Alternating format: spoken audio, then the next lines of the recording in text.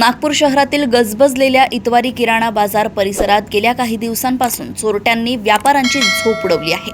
अत्यंत धाडसी आणि नियोजनबद्ध पद्धतीने चोरट्यांनी एका पाठोपाठ एक अशा 8हून अधिक दुकानांचे कुलूप तोडून लाखो रुपयांचा माल आणि रोकड लंपास केली आहे।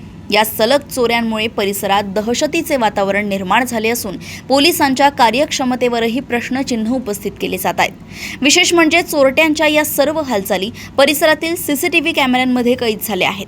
तपासादरम्यान धक्कादायक माहिती समोर आली असून गुन्हेगार चोरीसाठी विना नंबर प्लेटच्या गाड्यांचा वापर करतायत। यामुळे पोलिसांना त्यांचा मागोवा घेणे कठीण जात आहे। चोरीची पद्धत पाहता यामागे एखादी सराई टोळी किंवा आंतरराज्य टोळी असण्याची शक्यता वर्तवण्यात येत आहे।